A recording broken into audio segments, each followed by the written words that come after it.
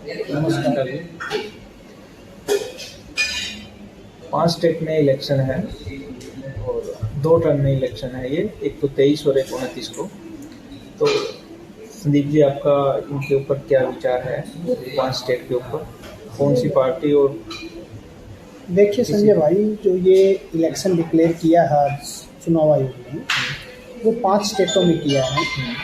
और इसके अंदर क्या है, 2 स्टेट ऐसे हैं जहां बीजेपी या एनडीए की सरकार है, एक स्टेट ऐसा है जिसमें टीएमसी यानी ममता बनर्जी की सरकार है, एक स्टेट है जिसमें कि डीएमके और कांग्रेस गठबंधन की सरकार है तमिलनाडु में, और एक स्टेट है केरला जहां पे लेफ्ट पार्टी की सरकार है। तो कुल माना जाए तो ये 5 स्टेट हैं और लगभग 18 करोड़ मतदाता इसमें अपना मतदान करेंगे। तो एक तरह से यानी कि 5वां हिस्सा देश का जो है वो लगभग चुनाव में मतदान में जाएगा। और आपका पश्चिम से लेके उत्तर से लेके हर तरह का वोटर इसके अंदर पार्टिसिपेट करेगा। तो इन 5 स्टेट के इलेक्शन जो डिक्लेयर हुए हैं, तो इसमें जो मुख्य पार्टियां हैं सभी पार्टियों की इसमें भागीदारी रहेगी और बड़े ही महत्वपूर्ण इलेक्शन हैं। बीजेपी की तरफ से भी, जो कांग्रेस गठबंधन है उसके लिए भी, और जो आपके 2 दल जो इस वक्त सिंगल फेस दल हैं, राज्य के दल हैं और बड़े महत्वपूर्ण हैं, जिसमें एक डीएमके है और दूसरा ममता बनर्जी। तो सभी की इसमें परीक्षा होगी।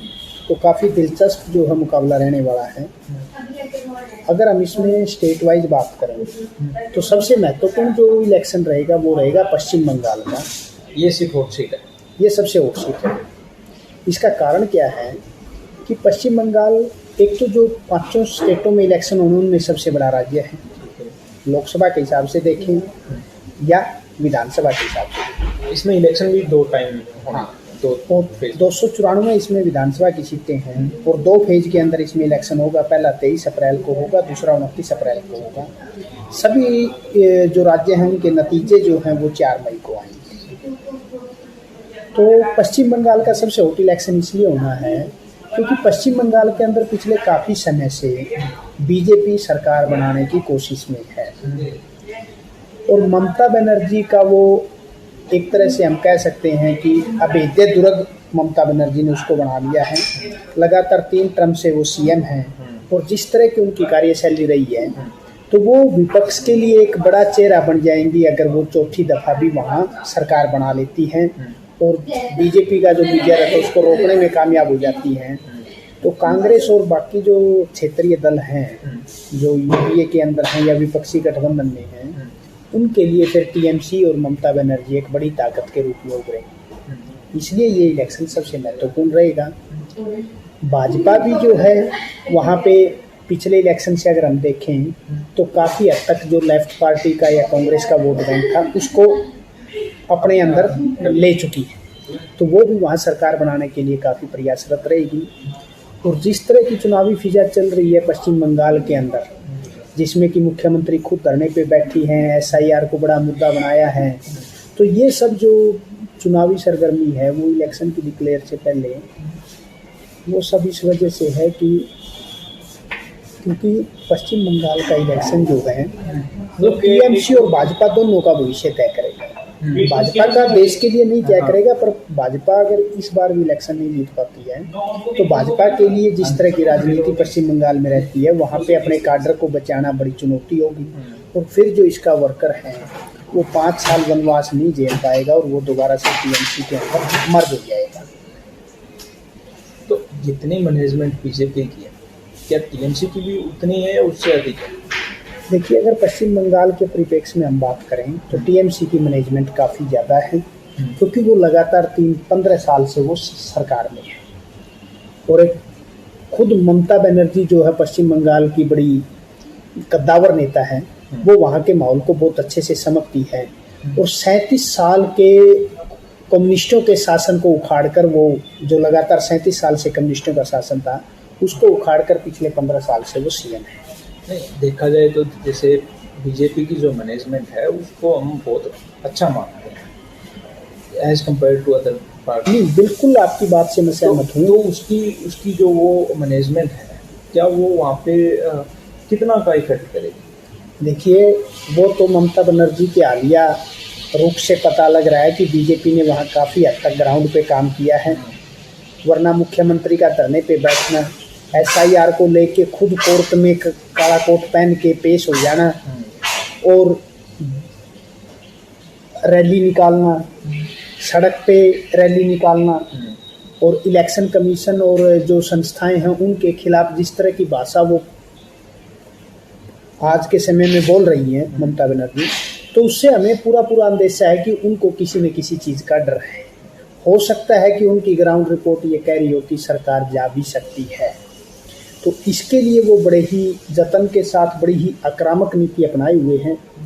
और ये इलेक्शन जो संजय भाई बिल्कुल एकदम से ये लगा लो कि जैसे आईपीएल का फाइनल होता है, इस तरह का इलेक्शन हमें देखने को मिलेगा। दो राज्यों में तो ऑलरेडी बीजेपी की सरकार है, तो वहाँ तो दोबारा ये कह सकते हैं कि दोबारा एनडीए ही सरकार बनाएगी। देखिए, दो राज्य हैं जिनमें एक पांडुचेरी है जहाँ 30 ही सीटें हैं और पिछली बार जो बीजेपी गठबंधन था उनको 16 सीटें मिली थी, जो विपक्षी गठबंधन था उसको 8 सीटें मिली थी और तीसरे जो अन्य थे उनको 6 सीटें मिली थी। तो वहाँ पे जो बड़ी क्लोज फाइट रहती है और छोटा राज्य है तो इसलिए वो कोई ज़्यादा चर्चा में नहीं रहता है। और बीजेपी जो है वहाँ सहयोगी की भूमिका में है। और दूसरा जो इनका स्टेट है वो है असम। असम को पूर्वोत्तर का द्वार भी कहा जाता है क्योंकि पूर्वोत्तर के जो 7 सिस्टर स्टेट्स हैं उनमें सबसे बड़ा जो है असम ही है और पूरी पूर्वोत्तर की राजनीति असम से केंद्रित होती है। तो असम के अंदर जो हेमंत बिस्वा शर्मा जो असम के मुख्यमंत्री हैं वो बीजेपी का योगी के बाद से चौथा बड़ा चेहरा है।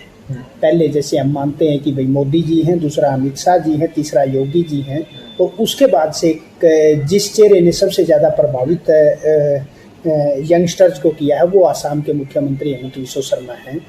तो वहाँ की हालात हमें ये लगती है कि वहाँ पे बीजेपी को कोई ज़्यादा परेशानी नहीं आएगी और वो आसानी से अपना इलेक्शन निकाल ले जाएंगे। पर देखिए, इलेक्शन जो है वो चुनावी जोड़ घटा की चीज़ें नहीं होती हैं, जनता का आशीर्वाद और समय परिस्थितियाँ होती हैं। तो अभी के हालात ये बता रहे हैं कि जिन 2 स्टेट्स के अंदर बीजेपी की सरकार है वहाँ पे वो आसानी से सरकार बना सकती है अगर परिस्थितियाँ अनुकूल रही तो। बंगाल के अंदर हमें बहुत ज़्यादा फाइट देखने को मिलेगी। और एक जो 5वां स्टेट, जो चौथा और 5वां स्टेट जो हैं तमिलनाडु और केरला, ये भी बड़े महत्वपूर्ण राज्य हैं। तो इन फाइट के अंदर कांग्रेस तो अपना डे बाय डे अपना पॉइंट लूज करती जा रही है। देखिए, अगर हम कांग्रेस की बात करें, मुख्य रूप से कांग्रेस इन 5 राज्यों में किसी में भी फाइट में नहीं। तमिलनाडु के अंदर वो डीएमके की सहयोगी है, पर डीएमके उनको कितनी सीट देता है, कितनी क्या करता है, उसमें कांग्रेस की कोई भूमिका नहीं रहेगी। तो वो पूरा इलेक्शन कांग्रेस गठबंधन में है। कांग्रेस वहाँ कार्यकर्ता के तौर पर और पार्टी के तौर पर कोई विशेष भूमिका में नहीं है। डीएमके और एआईडीएमके जो पहले जयललिता की पार्टी होती थी, एक जो सुपरस्टार अभी राजनीति में आए हैं। और तमिलनाडु की बड़ी एक अजीब बात है संजय भाई, मैं आपको बताऊं कि तमिलनाडु की राजनीति को अगर हम पिछले 70 साल से देखें तो वहाँ फिल्म स्टारों का बड़ा महत्व रहता है। चाहे वो डीएमके थी, चाहे एआईडीएमके थी, वो भी जो अगर आप उनके भी मूल में जाएंगे तो वो फिल्म स्टारों की पार्टियां थी और उनका वहाँ पे पब्लिक का बहुत अटैचमेंट रहता है। तो अभी के लिए डीएमके की स्थिति काफ़ी मजबूत है और पूरे भारत के अंदर बीजेपी के लिए डीएमके और ममता बनर्जी 2 ऐसी स्थानीय पार्टियां हैं जो सिरदर्द बनी हुई हैं। पर बीजेपी के लिए भी बड़ी मुश्किल वो है कि उसके लिए वहाँ गठबंधन में कौन कौन आएगा, गठबंधन किस तरह से होगा, क्योंकि ग्राउंड की अगर हम बात करें तो बीजेपी के पास कार्यकर्ता ग्राउंड पे अभी नहीं है। गठबंधन के सारे वो अपने वोट बैंक को बढ़ाने में जुटी है और धीरे धीरे जो पैठ बनाने में जुटी है। तो मुख्य मुकाबला वहाँ पे लोकल पार्टीज का ही रहेगा, जिसमें अभी के हालात में डीएमके का पलड़ा भारी दिख रहा है। फिर अपना आता है 5वां स्टेट केरला के अंदर भी एज ए पार्टी जो है बीजेपी कोई ज़्यादा वजूद में नहीं है, पर अभी के लिए जैसा कि पीछे जो वहाँ एमसीडी इलेक्शन, जो म्यूनसिपल कॉरपोरेशन के इलेक्शन हुए हैं, उनके अंदर एक जगह बीजेपी ने मेयर की जीत हासिल की है। 30 उनके पार्षद जीते हैं और मेयर बीजेपी ने बनाया है, तो ये बीजेपी के लिए बहुत बड़ी जीत है। तो वो इन इलेक्शन में अपने वोट बैंक को बढ़ाना चाह रही है, और इसीलिए आपको ध्यान होगा कि जब मोदी सरकार 3 जब बनी तो उन्होंने केरल से एक मंत्री को बनाया, जबकि केरल में भाजपा की एक भी सीट नहीं थी। उसके बावजूद उन्होंने उसको राज्यसभा से लाके मंत्री बनाया ताकि पार्टी का कैडर खड़ा हो सके, और पार्टी वहाँ पे बहुत मेहनत कर रही है। केरल के अंदर जो है मुख्य जो पार्टी रहेगी जो फाइट में है वो सीपीएम और कांग्रेस ही रहेंगी। तो रिसेंट में जैसे पंजाब के रवनीत सिंह बिट्टू हैं, उनको भी मंत्री पद दिया गया है, हालांकि वो कहीं से कोई उनका वो वजूद नहीं था, फिर भी उनको, हाँ देखिए वो अपना कुछ ना कुछ तो स्टैंड करेगी ना वहाँ। हाँ, वही बात है।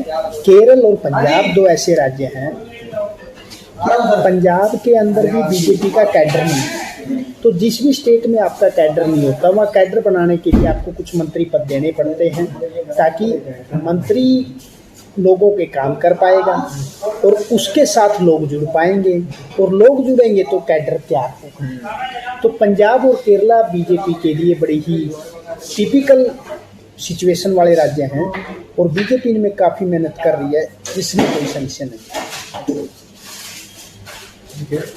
धन्यवाद।